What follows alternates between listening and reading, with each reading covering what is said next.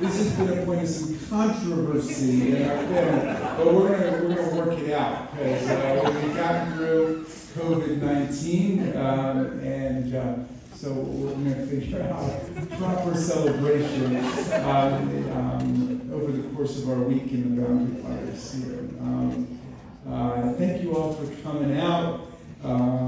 Thank you, Becky Rom, the chair of Save the Boundary Waters.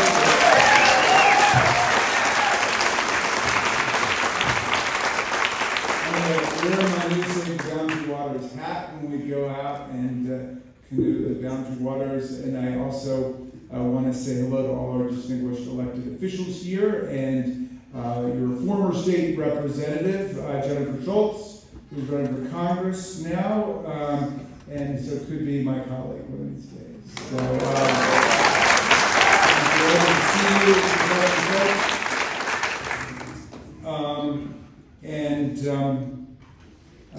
Thank you for allowing me to come to this beautiful place on Earth. We've only been here for about 24 hours, but it's just so extraordinary. It's really moving to be here. The weather is perfect and beautiful. I'm coming directly from Capitol Hill, where it's kind of stifling, but I say it's not the heat, it's the stupidity.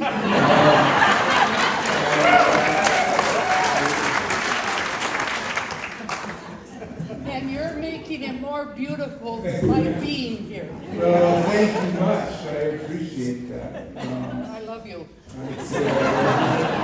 Well, look, I've got close roots in Minnesota. My grandfather was in the Minnesota legislature, where Jen was also in the legislature.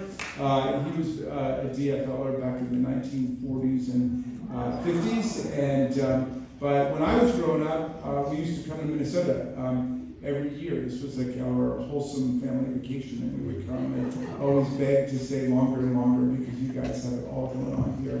And we would even come up in these parks to some of these lakes. I don't know which of the 10,000 lakes we went to, but we would come up and we would go fishing. I've got some just magnificent memories of it all, and I still have relatives who live not here, but down in the Twin Cities area. So I love Minnesota, and I got to say, I was thinking about Thomas Jefferson because we spent when I was a professor, we spent a year living abroad, and we were in France, and we had a tour guide who showed us all the places Thomas Jefferson used to go, and she told us that when Jefferson would toast the people of France, he would say, and I want to toast France because everybody on earth who loves freedom has two countries, his or her own, in France. And I was thinking that in America, everybody who loves democracy has two states, his or her own, in Minnesota.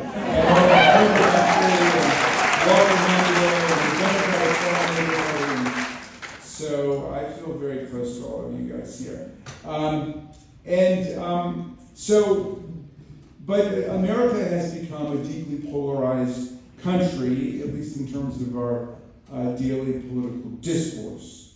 And I'm convinced that a lot of the polarization and division are really just there for the sake of political polarization and division. If one side says X, the other side has to say anti-X.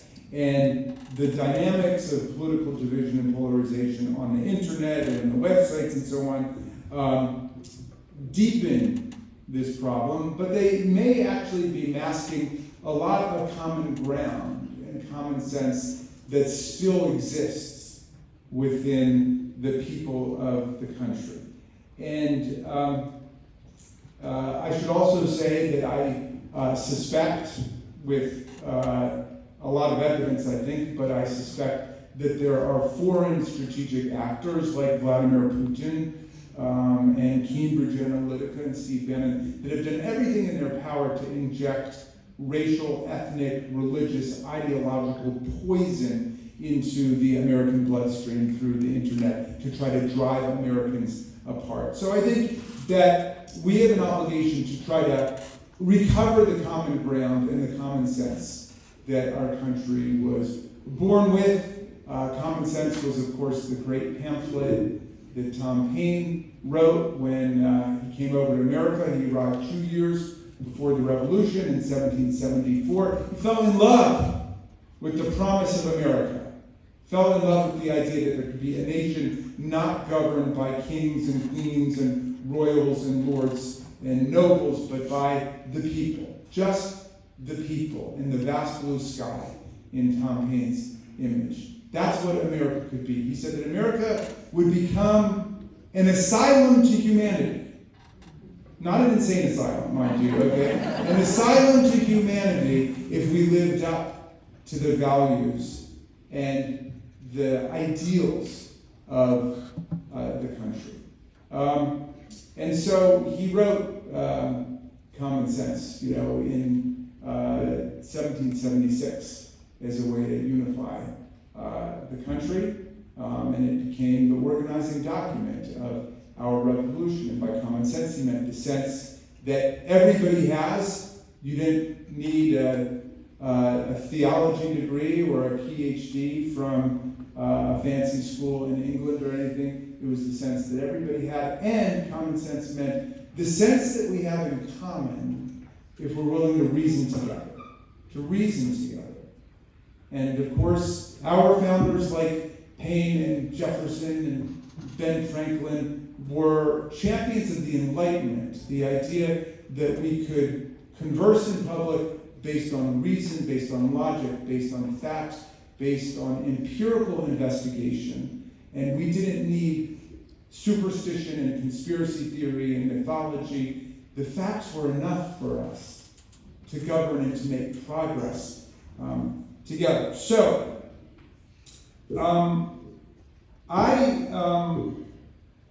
was a professor of constitutional law for 25 years before I went to Congress, and so this might be something of a professional hazard, but I do believe that not only does common ground exist in the country, and common sense still exists in the country, but the Constitution itself contains the core of principles that we need in order to resolve what seem like the intractable problems of our time. We can use the Constitution and its meaning to recover and to rebuild common ground and common sense in America. So I thought I would take here in northern Minnesota what is usually thought to be the most polarizing, the most divisive, and the most provocative issue in the country, gun violence and gun rights and gun safety, and demonstrate, or at least try to demonstrate, that we're actually not that divided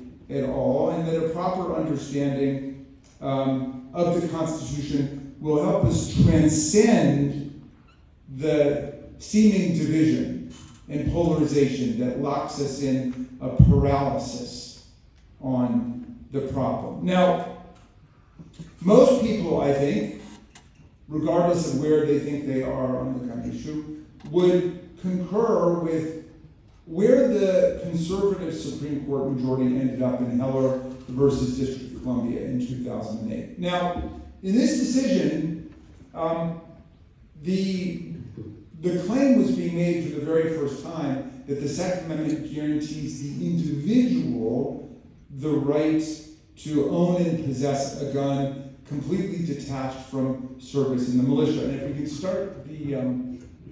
could start the PowerPoint and go to the Second Amendment, just the language of the Second Amendment. Oh, I can do this myself. So this one. Okay, cool. If you would do the first click for me. Thank you, Raskin. Actually, you could go to the Second Amendment if you would. We'll go back to the first. We'll see. Okay, so this is the text of the Second Amendment: a well-regulated militia being necessary to the survival of a free state. The right of the people to keep and bear arms shall not be infringed. Now, up until the Heller decision in 2008, the court had always taken the position, and the academic scholarship was on the side of the idea that the meaning of the Second Amendment was that people only possess the right to a gun if they're in the militia. which today we would call the National Guard. In other words, if you're ready to be mobilized. Okay, so that was the traditional position, which was challenged over a period of decades. And in 2008, in this challenge to the District of Columbia's handgun control law, the Supreme Court overturned that position in a controversial decision, 5-4, and said, no, the Second Amendment actually does give all individuals the right to gun ownership for two purposes. And one is a handgun for the purposes of self-defense, and two is for the possession of a rifle for hunting and recreation. Now, the liberals on the court disagreed with that and wanted to adhere to the older understanding that the meaning of the Second Amendment is defined by its so-called prefatory clause, a well-regulated militia being necessary to the free state. Okay, they said that it was tethered to militia service, and the court rejected that, and there's still some people who believe that, but I would say that where the court ended up was actually where most Americans are, whether as a matter of constitutional law or as a matter of public policy, that people have a right to a handgun for self-defense, and people have a right to rifle for whatever hunting and recreational purposes they want to have. Now, if you go to the next slide, Justice Scalia, who wrote the opinion, was also extremely clear that the Second Amendment right, like every other right contained in the Bill of Rights, is conditioned upon reasonable regulation in service of common interests, public safety, and public security. So he said, let's see, go to the next one if you would. Let's see. Maybe that one got omitted, but in any event, what he said was that, but of course this right, like all other rights contained in the Bill of Rights, is conditioned upon public safety and public security and the regulations that are adopted there. And specifically, he said, background checks were okay, restrictions on carrying guns into sensitive public places, city halls, public schools, and so on. But he made it clear that although the right exists, it's always got to be existing in the context of the neighborhood of public interest principles. And of course, in the context of the First Amendment, we understand the same thing. You have a First Amendment right to speak, but you don't have a First Amendment right to get your bullhorn or your megaphone in front of the White House at 2 o'clock in the morning when people are sleeping inside.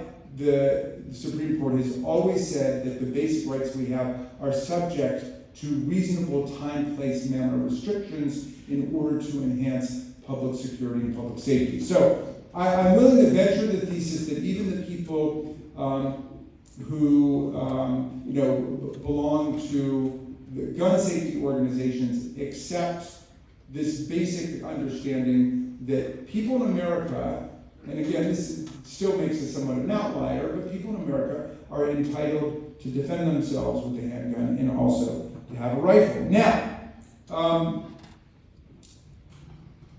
also, regardless of your politics or where you think you position yourself in the great gun safety debate, I think that the vast majority of Americans, if not all Americans, agree that the current situation is absolutely intolerable in terms of the bloodshed and the gun violence that we see on a daily basis in America. We have rates of gun homicide and gun violence that are 25 times higher than other comparable nations in the world, like Canada, Germany, UK, all the European nations, Israel, Japan, you name it. Nothing comes close to America in terms of the levels of gun violence and gun homicide that we experience. We lose more than 100 people every single day to gun violence. Most in one-on-one gun violence situations, but increasing numbers, an increasingly large share in massacres, in mass shootings, which the experts define as 4 people or more being shot. So we now have on average more than one mass shooting every single day. Last year was close to 2 mass shootings every day. Most of them you never hear of, but they're part of that same chain of massacre and catastrophe that includes Columbine in Colorado, Sandy Hook Elementary School, in Connecticut, Marjorie Stoneman Douglas High School massacre, in Florida, the Pulse nightclub shootings in Orlando, the Virginia Tech massacre, which took the lives of dozens of college students, Sutherland Springs, Aurora, Colorado, the Uvalde, Texas elementary school massacre, the Mother Emanuel Church massacre of praying parishioners in Charleston, South Carolina, the Walmart massacre of dozens of people in El Paso, Texas, the Buffalo supermarket killings by a white supremacist, the Tree of Life Synagogue in Pittsburgh, more parishioners killed there at a synagogue, the Las Vegas mass shooting, which took the lives of 60 people, and so on and on. I mean, we could spend hours just reading the names of the massacres and days more reading the names of the victims. Now, there's in fact pervasive agreement in the country about what needs to be done about this bloodbath that we're in. More than 90% of Americans, the vast majority of Democrats, the vast majority of Republicans, the vast majority of independents agree that there must be a universal violent criminal background check on all gun sales in America. Everybody pretty much agrees to that. 87% of Americans who do not belong to the NRA agree with that. 70% of American gun owners who do belong to the NRA agree with that there needs to be a background check to make sure that violent felons, that fugitives from the law, undocumented people, and others who should not be getting guns don't get them.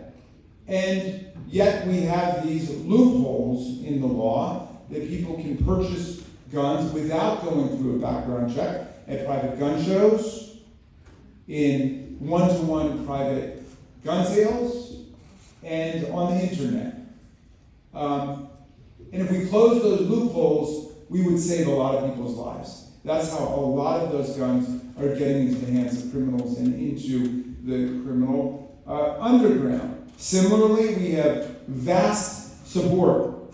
75% of gun owners, 80% of non-gun owners supporting the red flag laws, the extreme risk protection orders, where families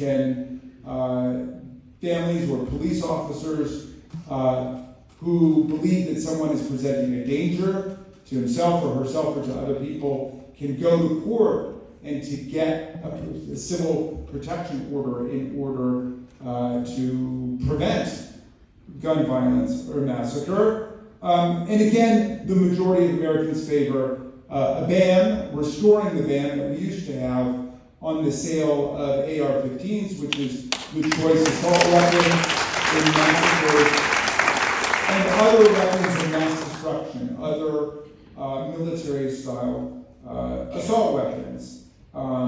And of course, the AR-15 and assault weapons are not used by hunters in hunting, and they're not used for self-defense, so they do not fall within what the Supreme Court said were the core purposes of allowing individuals to have guns detached from actual militia service. Okay, so what I'm willing to venture is that even the people who see themselves as the most concerned about gun violence and the most liberal in terms of wanting to regulate it in the interests of public safety, accept that people have a right to rifles and to hunt and to engage in lawful recreation, and also to defend themselves with a handgun in the home, which is what the court said in the Heller decision, and also that the people who that the vast majority of people who consider themselves very strong, pro-gun rights people also recognize that the current situation of mass bloodshed and random gun violence is intolerable and unacceptable, and something needs to be done, and we can do these things without actually impairing what the underlying constitutional right is that people have. All right, now, the problem is that the National Rifle Association and some of the politicians who follow it closely say that the actual meaning of the First Amendment, of the Second Amendment rather, the actual meaning of the Second Amendment is to empower the people to overthrow the government. Okay, this is NRA dogma. The actual purpose of the Second Amendment, they say, is to give the people the power to overthrow the government if it turns tyrannical. So here's one of my colleagues, Representative Matt Gaetz from Florida, who says the Second Amendment, quote, is about maintaining within the citizenry the ability to maintain an armed rebellion against the government if this becomes necessary. Here's my colleague Lauren Boebert from Colorado. The Second Amendment is our protection against a tyrannical government. Quote, it has nothing to do with hunting, unless you're talking about hunting tyrants.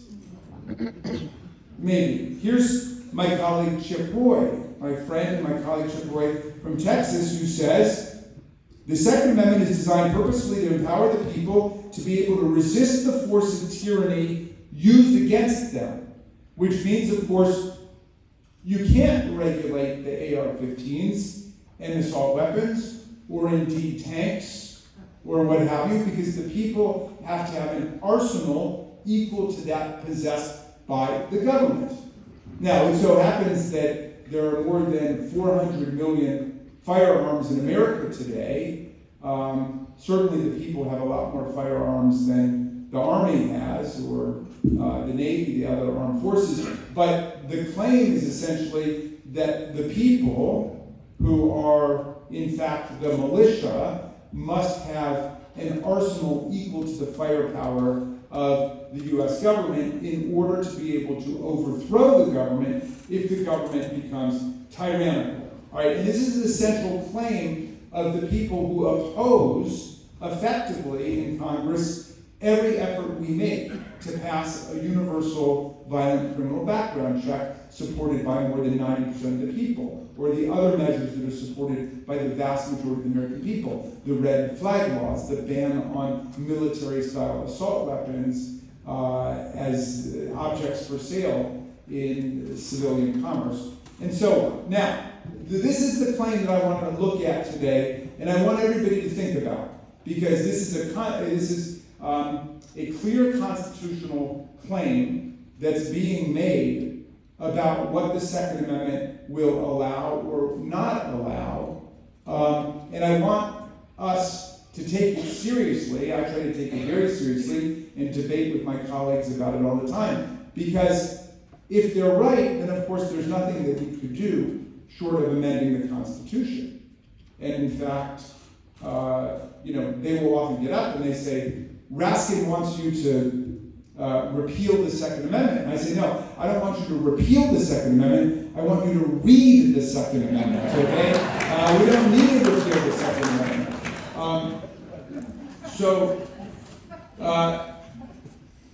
But if they're wrong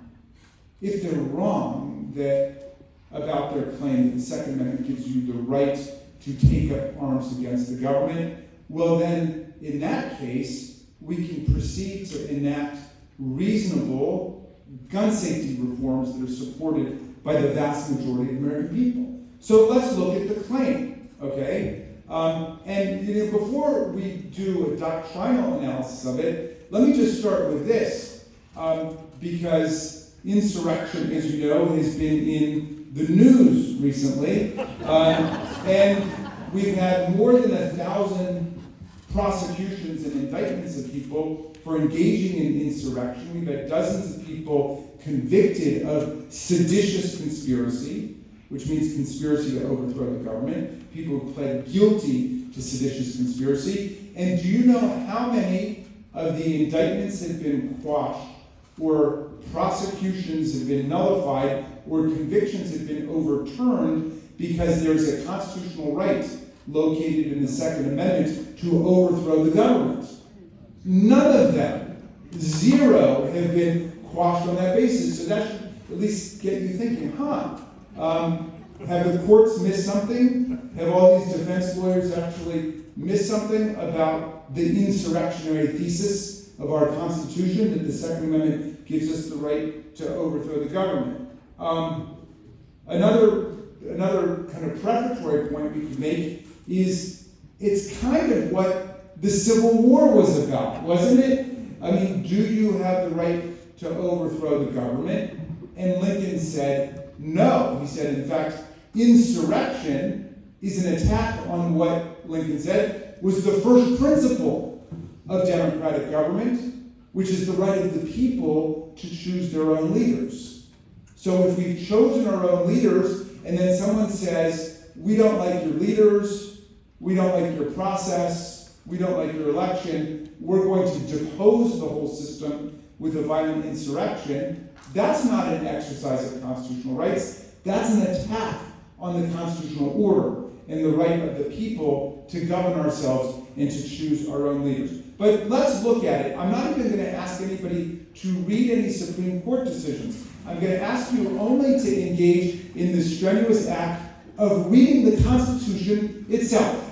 Okay? And so I've assembled, I hope this is good. Let's go to the next one. Okay. Yeah, let's start there. Okay, Article 1, Section 8, Clause 15. And this is Article 1, Section 8, which enumerates the powers of Congress. Well, one of the powers of Congress is to call forth the militias from the states in order to repel foreign invasions and to suppress insurrections. Now that's interesting, isn't it?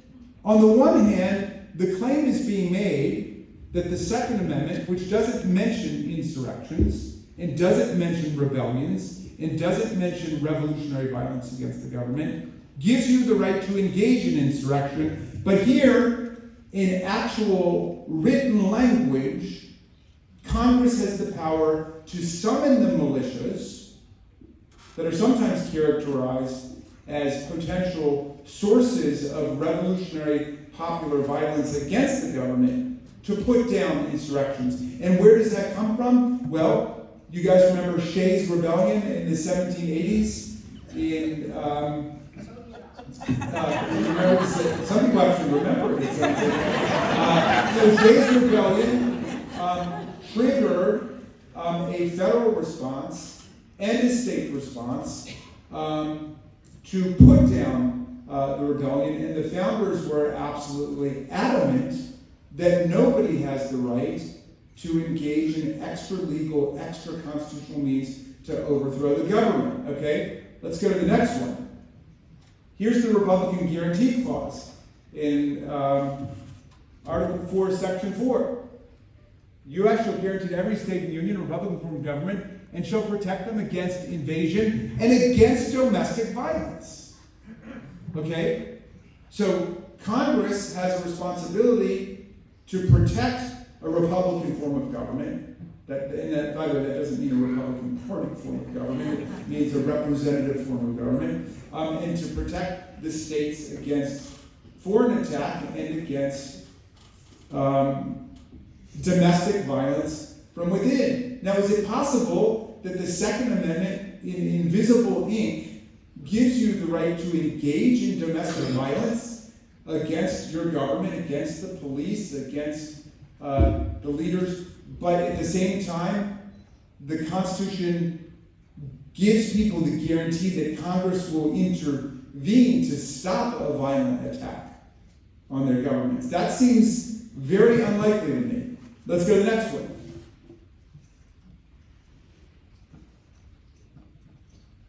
There we go. Here's the treason clause of the Constitution. Well, treason consists in levying war against the Union, against the government, or adhering to their enemies. So is it possible you've got a right to wage war on your government, but it's also treason? And remember, they're trying to torture out of the Second Amendment the idea that you've got a right to attack the government, but the treason clause is the only place in the entire Constitution where a crime is defined. It's the most significant extreme crime, the crime of attacking the government, right? I found 5 other places in the Constitution. Go to the next one. I can't remember what I put up there next. This is my favorite one. Okay? Section 3 of the 14th Amendment says, you've been elected to office. You've sworn to hold and defend the Constitution against enemies, foreign and domestic.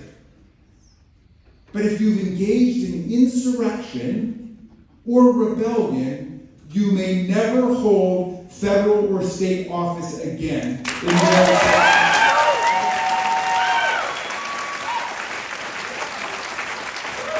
Now, is it possible that the Second Amendment, again, which doesn't mention insurrection or rebellion in any explicit terms at all, gives you a right to overthrow your own government, and yet it's a crime considered so treasonable and so extreme that if you engage in it as a president or a representative or a senator or so on, you can never hold office again? That seems fantastical to me. That just seems impossible that that's the meaning of our Constitution. So I could keep going, but I think you get the idea that our Constitution is an anti-insurrectionary Constitution. And when I pointed out to my colleagues across the aisle, and I just read them chapter and verse what the Constitution says, some of them will leave the room, but when I get a substantive response, it comes in 2 varieties. One is, well, what about Patrick Henry? Patrick Henry said, give me liberty or give me death, which, yes, was a great 18th century bumper sticker, I suppose, by a Virginian anti-federalist who voted against the Constitution. Okay, so he opposed the Constitution precisely because he thought it centralized power too much in the government. And so he didn't want to have anything to do with it. He voted against it. It would be like if we were trying to interpret the meaning of the 13th Amendment or the 14th Amendment, and we asked what Jefferson Davis thought about it, right? If we asked for a Confederate interpretation of the Reconstruction Amendments after the Civil War, that just doesn't make any sense. So then their argument, and this one has a lot more surface plausibilities, well, what about the American Revolution itself? What about the Declaration of Independence? We rebelled against royal tyranny. We engaged in a revolution against those who would violate our rights. And that is 100% true and accurate. But if you read the Declaration of Independence, which I urge you to do, Thomas Jefferson never once appealed to the Magna Carta or the British Constitution or British law. He appealed to natural law and natural right. He said that we appealed with a decent respect to the opinions of mankind, that we are being tyrannized by a long train of abuses and usurpations by the British Crown.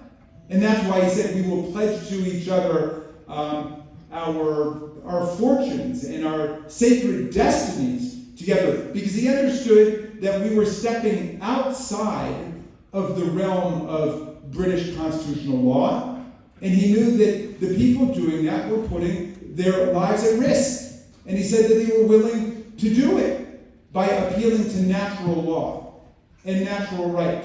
So, but Abraham Lincoln was very clear, because he went right back to that point during the Civil War, and Lincoln said, you either have a right to change the governmental structure through the constitutional means, including by amending the Constitution, going through Article 4, getting a 2/3 vote in the House and the Senate, getting 3/4 of the state to agree, or by changing law through the state legislatures or federal law, or, he said, you have a right to step outside the whole constitutional structure and take your chances with an attack on the whole constitutional regime. But he said it would be absurd if the Constitution gave people the right to destroy the Constitution. And no, we do not have the only Constitution on earth which gives the people the power to destroy the Constitution. If you think, for example, that the 2020 presidential election, instead of being the safest and most secure election in presidential history, according to President Trump's own Department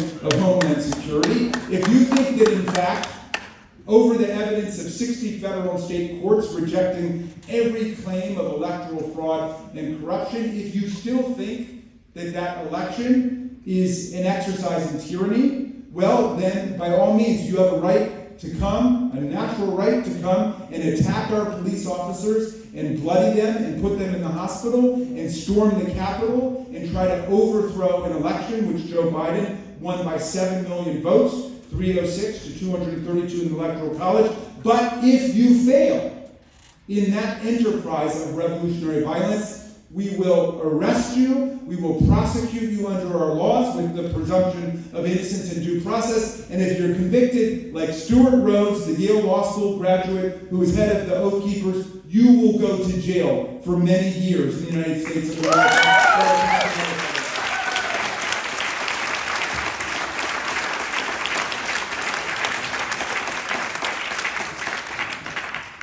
All of which is to say that we're living in a time of insurrectionary thinking and insurrectionary politics. It's not the first time in American history. I don't want people to get too freaked out about it. They're not the first people who thought they could overthrow the government of the United States.